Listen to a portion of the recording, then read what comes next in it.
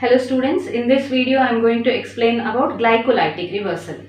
So actually in C3 cycle or Calvin cycle, what happens during the process of regeneration of RuBP from G3P, an intermediate is formed. That intermediate is, many intermediates are formed. Among those intermediates, one intermediate called fructose 6-phosphate is formed.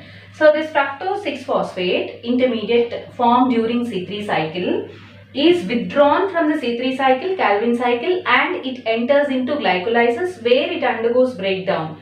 Breakdown for the release of energy when the cell is in need of energy. So when the cell is in need of energy, the intermediate, that is fructose 6-phosphate, which is formed during Calvin cycle, is withdrawn from Calvin cycle and it enters into glycolytic pathway where it undergoes breakdown for the release of energy.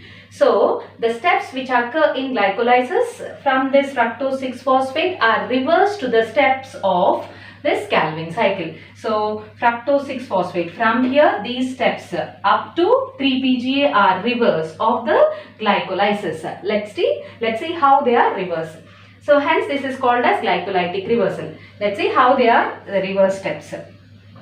So, fructose 6-phosphate is formed from, during Calvin cycle, fructose 6-phosphate is formed from where fructose 1,6-bisphosphate by the process of dephosphorylation. But here in case of glycolysis, this fructose 6-phosphate is forming, it is not formed, it is forming fructose 1,6-bisphosphate by undergoing phosphorylation. There the step is dephosphorylation, here that step is phosphorylation. So reverse. Phosphorylation is reverse of dephosphorylation. Now, in Calvin cycle, this fructose 1,6-bisphosphate is formed from the condensation, joining from the condensation of DHAP and G3P. G3P, or we can glyceraldehyde 3-phosphate, or we can call it as 3-phosphoglyceraldehyde. So both of these G3P and DHAP undergo condensation, join together to form what? Fructose 1,6-bisphosphate. Whereas in glycolysis, this fructose 1,6-bisphosphate undergoes cleavage. There it is condensation, joining, but here it undergoes cleavage into what?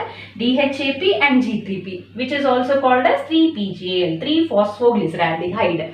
Okay, now next step. So this G3P or 3-PGAL is formed from where? It is formed from 1,3-bisphosphoglyceric acid during Calvin cycle.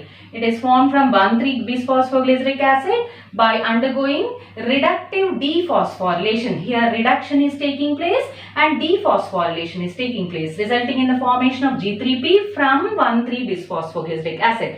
But in case of glycolysis, what is happening? This 3-PGAL or G3P is undergoing oxidative dephosphorylation to form 1,3-bis-PGA. There it is. There this G3P is formed from 1,3-bis-PGA, but here in glycolysis, G3P is forming 1,3-bis-PGA by undergoing what? Oxidation and phosphorylation. There, what is that step? Reduction. Here oxidation. There it is. In Calvin cycle it is dephosphorylation. Here in glycolysis it is phosphorylation. Hence it is reverse of Calvin cycle. Right. Next. So here this in Calvin cycle, this 1,3-bis-PGA, 1,3-bisphosphoglyceric acid is formed from where? 3-phosphoglyceric acid by the process of dephosphorylation.